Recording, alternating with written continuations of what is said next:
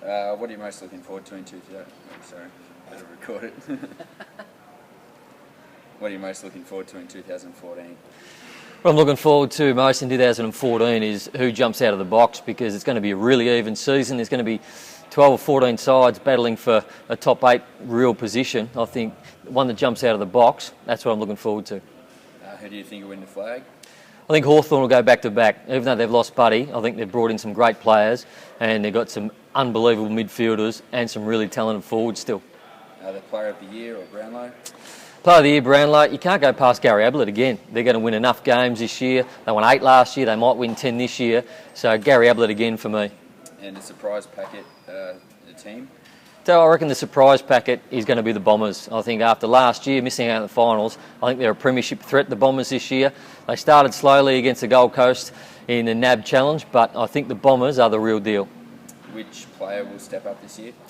Player's going to step up, I think, is going to be Luke Dalhouse and the Bulldogs. Just waiting for him to take charge of that midfield half-forward line, so Luke Dalhouse for the Bulldogs. How many goals will Buddy kick and will it work? I think Buddy will kick about 70, and yes, it'll work. I think a small ground, it's going to suit him. Get along to Buddy. They've got some talented forwards, but allows Sam Reid to go up the other end. So big Buddy, I think he'll win the Coleman.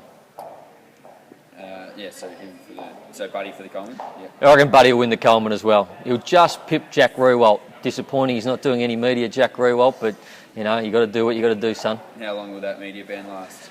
It won't last that long, I wouldn't have thought. When he kicks a bag of 8 or 10, he'll be back in the media, Jack. Loves his face on the front page. Can Paul Roos turn around the poisonous culture at Melbourne? I think he can. I think he can. Paul Roos, you see what he did at Sydney?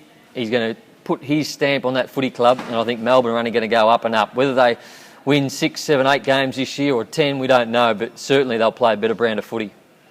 Can the Hawks go back-to-back without Buddy? The Hawks will go back-to-back. I'm tipping Hawthorn for the premiership. Got some enormous players down there. Jared Ruffhead, Gunston in the forward end, and their back line is as good as anybody's.